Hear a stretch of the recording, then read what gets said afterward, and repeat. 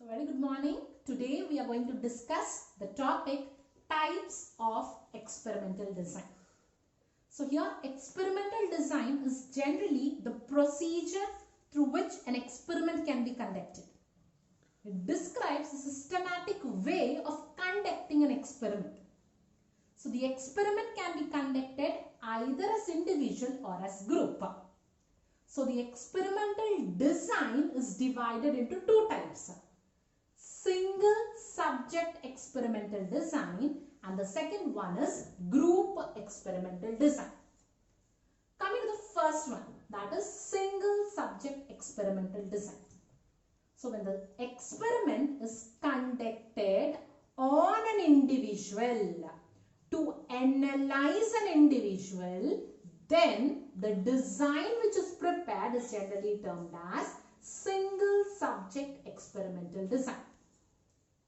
And coming to the second type, that is group experimental design. So when experiment is conducted in groups or when experiment is conducted for analyzing the group of individual or group of subjects, then the design which is prepared is generally termed as group experimental design. And this group experimental design is divided into two types. Single variable design and the second one is factorial design. So now the question is, what is a single variable design? So if there is one independent variable which can be manipulated to analyze the change, then the design which is prepared is generally termed as single variable design. That is, there is only one single variable which can be manipulated. Then the design which is prepared is generally termed as single variable design. And coming to the second type of group experimental design, that is factorial design. So factorial design is when you have two or more than two independent variables, and at least one independent variable can be manipulated to analyze the change. Then the design which is prepared is termed as factorial design. So for one independent variable which can be manipulated, the design which you prepare is single variable design. And when you have two or more independent variables where at least one can be manipulated, the design which is prepared is termed as factorial design. And this single variable design is subdivided into three kinds. The first one is pre-experimental design. The second one is true experimental design. And the third one is quasi-experimental design. And the first subdivision, that is pre-experimental design, is sub-classified into three kinds. That is before and after without control design, after only with control design, and before and after with control design. And true experimental design is subdivided into three kinds. That is post-test only control group design, pre-test post-test control group design, and the last one is Solomon FourGroup design. And coming to the third subdivision, that is quasi-experimental design. It is again subdivided into three. That is non-equivalent control group design, time series design, and the counterbalance design. So now let us know in detail what these subdivisions are.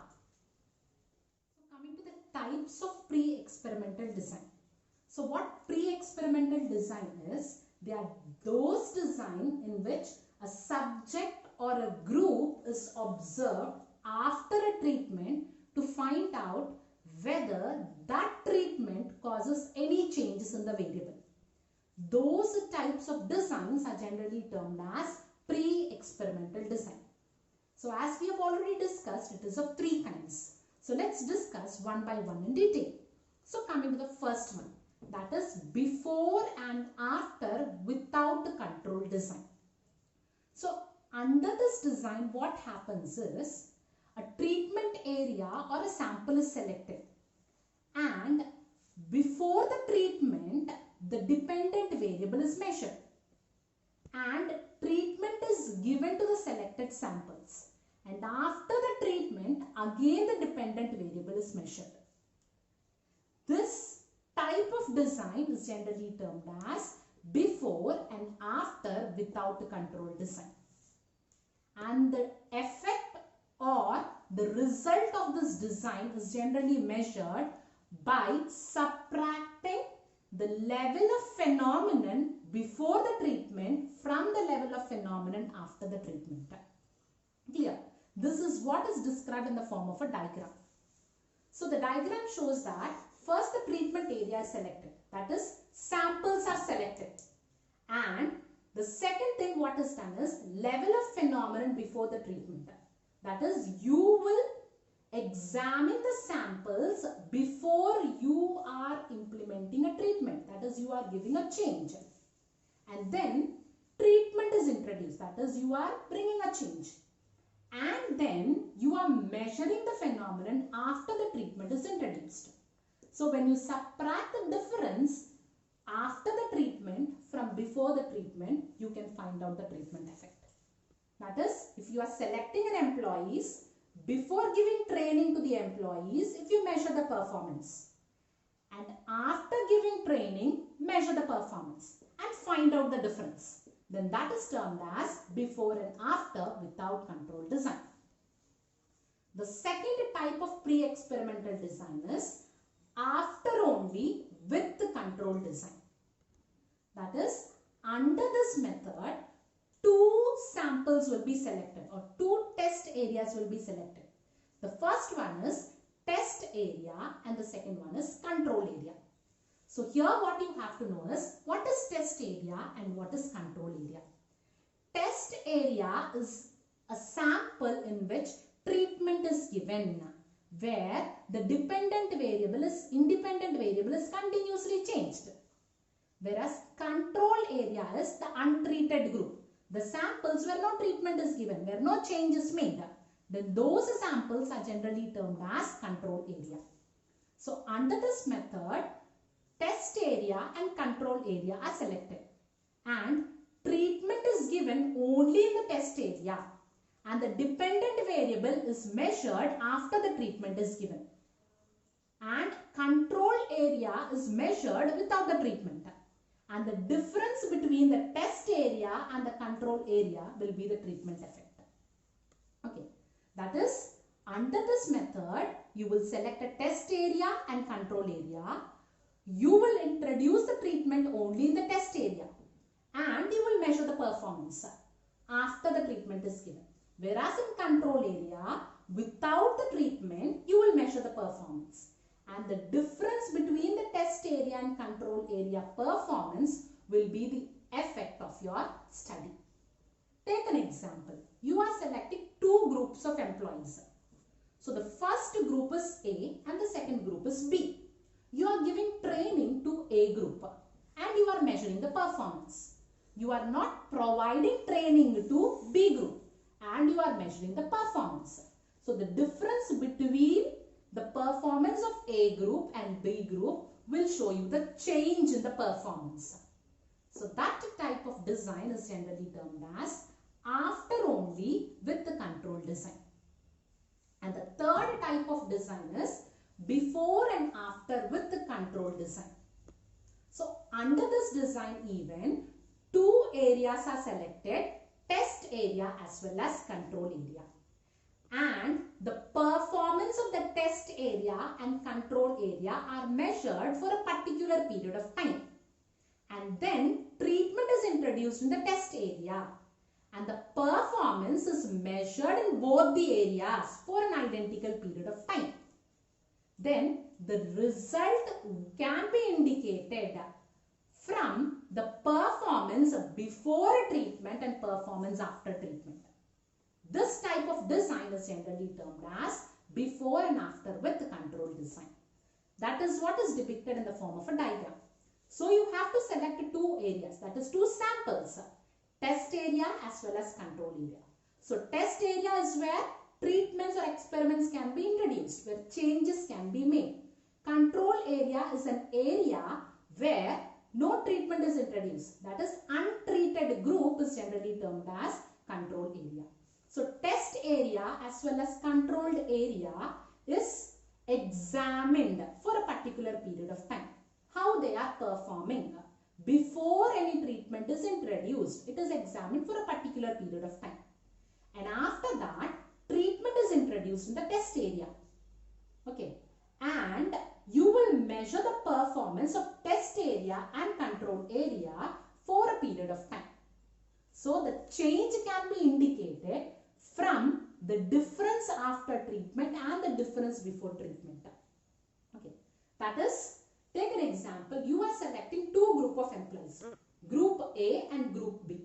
Group A employees a test area. That is, you are making a change in these employees. Group B, you are not making any changes. And for this employees, you will test their performance before giving them training. Here also, you will check the performance for a particular time period. And then, you will introduce training in group A employees. For group B employees, no training is introduced. And once training is introduced, you will measure the performance of both the areas. That is, test A, you will measure for a particular period of time. And control area also, you will measure for a particular period of time. Then, you can find out the actual change in their performance by subtracting the performance after treatment for a particular period of time with the performance before treatment for a particular period of time. So this is regarding pre-experimental design. So coming to the second type of group experimental design, that is true experimental design.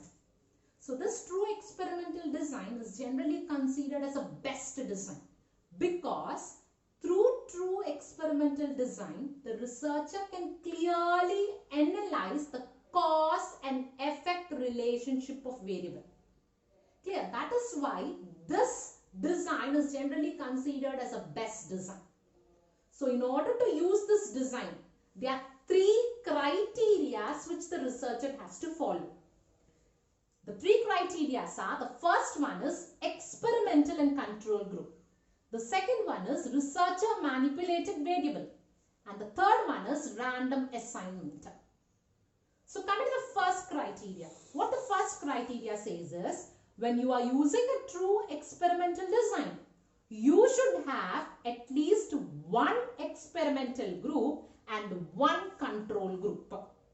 So experimental group generally means they are research participants who are part of the experiment and who are given experimental treatment are generally considered as experimental group. Whereas control group are research participants who are part of the experiment but not given any treatment are generally termed as control groups. So the first criteria what is needed is you should have at least one experimental group and one control group in order to use this design. And the second criteria is researcher manipulated variable. That is, in true experimental design, there should be at least one independent variable that can be manipulated. Because if the independent variable is manipulated, only then you can know the outcome or effect on the dependent variable. So there should be an independent variable which can be manipulated by the researcher in order to know the outcome or effect. That is the second criteria. And the third criteria is random assignment. So in true experimental design, the samples should be randomly selected from the population. All the research participants should be randomly selected. That is, each and every individual should have equal chance of becoming a participant in your research. That is, there should be randomization. So these are the three criteria which should be fulfilled in order to use this design. So coming to the types. So the types of true experimental design are generally three. So let's discuss one by one. So the first one is post-test only control group design. So under this design, generally from the population, samples are randomly selected. And from the randomly selected samples, the research participants are divided into control groups as well as experimental groups. An experimental group is given a treatment and both the groups are observed and they are post-tested. So this is how you conduct an experiment using a post-test only control group design. So that is what I have depicted in the form of a diagram, which you can have a glance and you can clearly understand. So look into it. So from the population, samples are randomly selected. And from the samples which you have selected, randomly you will divide your research participants into two groups. Control group and experimental group. Control group is a group where no treatment is introduced. You are not making any change. Experimental group is a group where treatment is given. That is, you are introducing a change. Okay, and you give no treatment to control group and you give treatment to an experimental group. And once the treatment is given, both the groups are closely observed for a particular duration and their performance is post-tested. Therefore, you can know the results by comparing the observation of both the groups. Here, that is regarding first point, and the second one is pre-test, post-test control group design. So under this case, what happens is the population is randomly selected, and from the randomly selected population, you are dividing the research participants into control group as well as experimental group. And before giving the treatment, you are testing them. And you give treatment to the experimental group, and after giving treatment, you are post-testing both the groups in order to find their change in performance. That is how this experiment is conducted. The same thing is depicted in the form of a picture. Just look into it. The population is randomly selected, and from the samples which are randomly selected, you will divide the research participants randomly as control group as well as experimental group. So control group is where no treatment is introduced. Experimental group is where you make changes. Okay. And before giving any treatment, you test their performance. You will test the performance of both the groups, and then you will give changes only to the experimental group. No change is given to the control group. And once changes are made or treatment is given, both the groups will be closely observed and their performance will be post-tested. So the results of this test can be known by comparing the performance of both the post-tested results. So this is how it is done. And coming to the last one, that is Solomon four-group design. So this Solomon four-group design is generally a combination of the first two true experimental design. That is, it is a combination of post-test only control group design and pre-test post-test control group design. So under this Solomon four-group design, the samples so randomly selected are divided into four groups. And these four groups, the first two groups will be tested on the basis of pre-test post-test control group design. And the last two groups will be tested through post-test only control group design. And you can measure the performance through the post-tested results. Okay, and the same thing I have depicted in the form of a diagram. So just look into it. The population is randomly selected, and from the samples of the participants which you have randomly selected, you are dividing the participants into four groups. Group 1, Group 2, Group 3 and Group 4. So this Group 1 will be experimental group, Group 2 will be control group, Group 3 will be experimental group and Group 4 will be control group. And the first two groups will be tested on the basis of pre-test post-test control group design. That is, they will be pre-tested. Next, treatment will be given to control group, and they'll be closely observed and they'll be post-tested. And the next two groups will be tested on the basis of post-test only control group design. That is, they will not be pre-tested.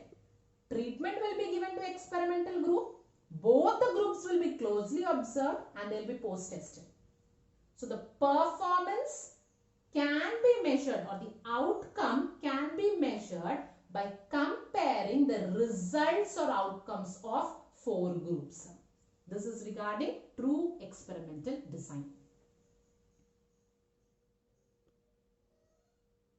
So coming to the third type of single variable experimental design, that is quasi-experimental design. That is, we have so far discussed 2 types of experimental design, isn't it? That is pre-experimental design and true experimental design. And the third type of single variable experimental design is quasi-experimental design. So this quasi-experimental design also helps a researcher to analyze the cause and effect relationship. But the only disadvantage of this design is it lacks randomization. So this design is similar or equivalent to true experimental design. But the difference between true and quasi-experimental design is randomization. That is, in true experimental design, your research participants are randomly selected. But under this design, there is no randomization of research participant. That is the only point where true and quasi-experimental design differs. And this design is classified into 3 kinds. The first one is non-equivalent control group design. The second one is time series design. And the third one is counterbalance design. So let's discuss one by one. So coming to the first one, that is non-equivalent control group design. So this design is similar to the pre-test, post-test randomized experiment. But the only difference is the samples are not randomly selected. The only difference lies in no randomization of research participants. Other than that, it is similar to pre-test, post-test randomized experiment. That is, how an experiment is conducted under this is 2 groups are selected, that is from the research participants.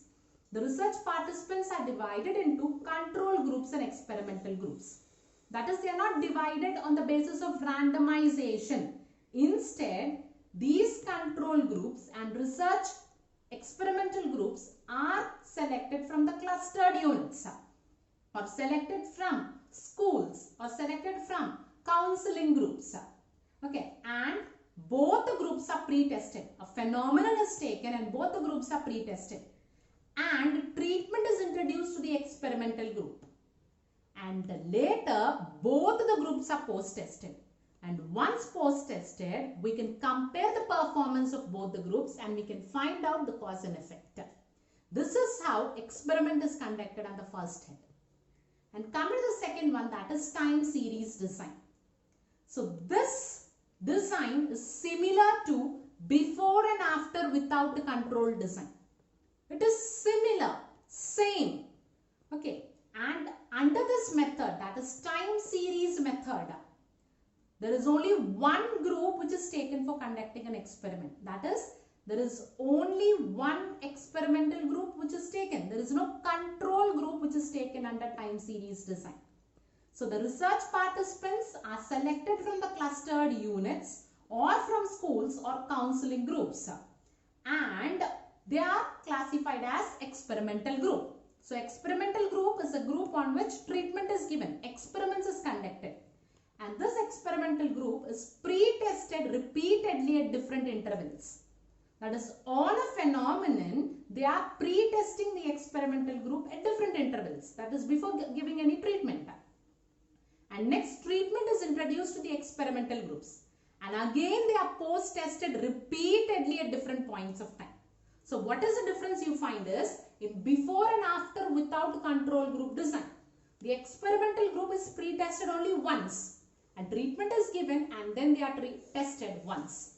But here, you are testing the group repeatedly at different points of time.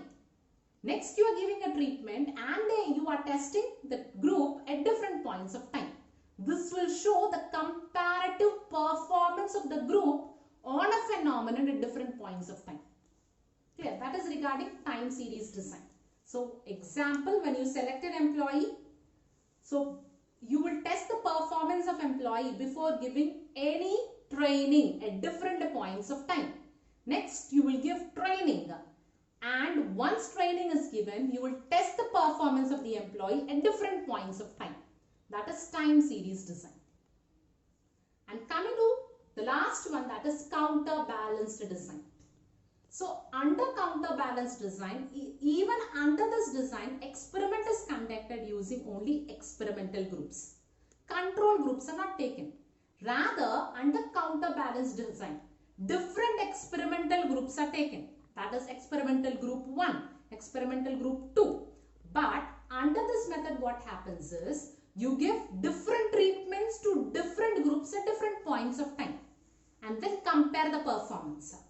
So I have depicted in the form of a diagram. So you are taking two experimental groups, group 1 and group 2.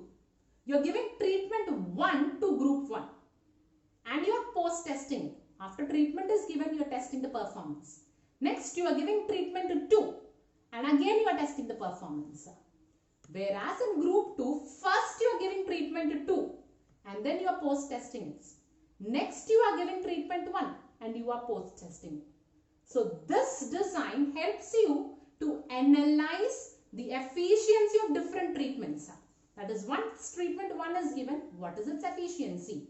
Treatment 2 is given to this group, what is its efficiency? So you can analyze the effect of the treatment as well as you can analyze the performance of the group using different experiments at different points of time using this design. So this is regarding the types of experimental design. Thank you.